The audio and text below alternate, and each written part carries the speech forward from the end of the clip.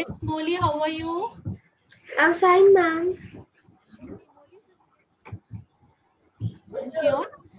Now, this is a story of a lady. Actually, here the writer he is telling us in the first person that how he met someone, and 20 years he is watching a play and in a theater, and he meets someone. Okay, the lady, and then she recognizes him because she is fan of his writing, and then he comes and sits near her during the interval, and she tells him, she just asks him, do you recognize me? How time flies by. It's 20 years, and see, we have not grown younger, we both have grown older. And then the writer, he could never forget that evening. He instantly remember the evening. And so there is a story inside a story, means there is a flashback. And in the flashback, the writer tells us, he informs the students and the readers that he used to stay in a tiny apartment in Latin Quarter in Paris, and he received a mail from one of his fans appreciating his work.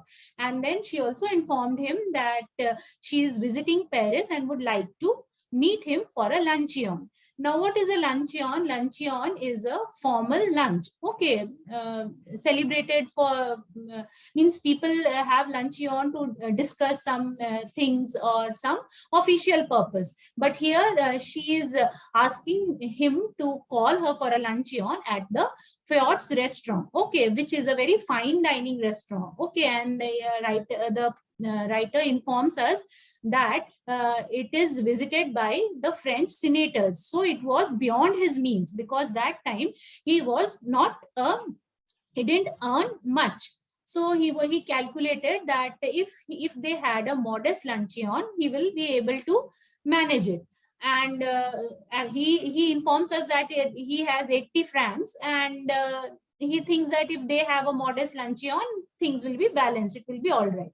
So, and also we also, while reading the story, you will come to know that the writer belongs to a very modest background and a good family culture. So he doesn't have the courage to say no to a lady. Okay, even if she has called him to a fine dining restaurant, which is far beyond his means, but still he doesn't have the courage to say no to the lady. So he calls her, and then they meet next Thursday. And he is when he saw the menu card, he was very much surprised, because he did not anticipate that the prices will be so high. So he was from that very moment he was quite anxious. But then the lady told him that she doesn't eat much, and she only eats one thing, yeah, in the luncheon. So he gets a little bit relaxed. But then as the story progresses, you will find that she not only orders many other things, but all the costly things, the expensive things on the menu. And the writer gets, like he says, that he was getting panic attacks. So he was very much anxious, because he was thinking that how will he be able to pay the bill of fare. Anyway, then she orders salmon, which was not available during those that season, which was again quite expensive. And he settled for a red meat chop. Okay, sorry, no, mutton chop. And then he just they both start talking, and he tells us that she was not very attractive. In fact, she had an imposing appearance. And then but she was talking about him and his work, so writer got interested. And then again she was going on. Then she was time and again she was telling that she doesn't eat much in the luncheon. But then she was going on ordering very expensive items like champagne. And then she orders she also has an ice cream with coffee.